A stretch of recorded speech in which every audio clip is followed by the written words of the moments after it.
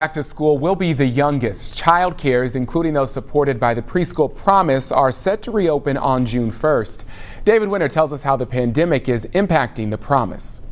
What number?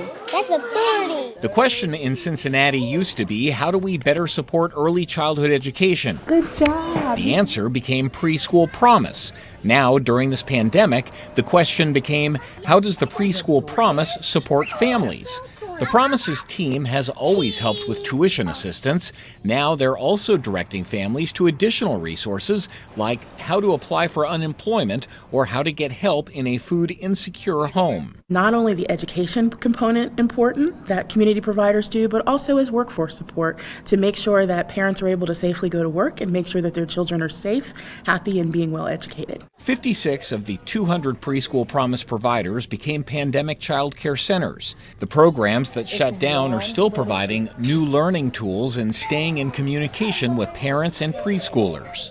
Keeping a routine. I know it's difficult because, we're at home, you're not keeping those school hours, but as much of a routine as you can keep as possible, and have fun. Morgan Hill temporarily closed her home-based program at the start of the pandemic. She already had plans to open a center-based program in Avondale at the end of June. She will go from overseeing 6 kids to 73. 6 weeks all the way through 6th grade, after school care. Our hours when we do open will be from 5 a.m. to 11 p.m., servicing that first and second shift. During the stay-at-home order, Hill took personal development courses through resources provided by Preschool Promise.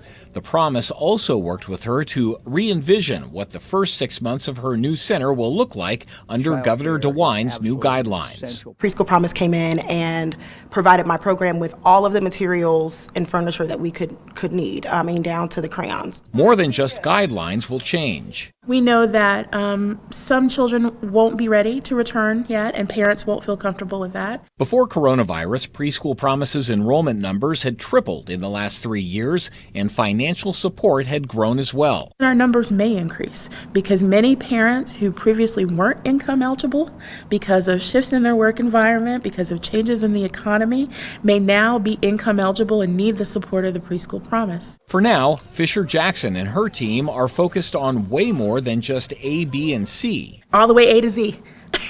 David Winter, Local 12 News. The Preschool Promise is up for a renewal vote in the fall. To learn more about the Preschool Promise's impact on Cincinnati's 3- and 4-year-olds, head to cincinnatipoverty.com.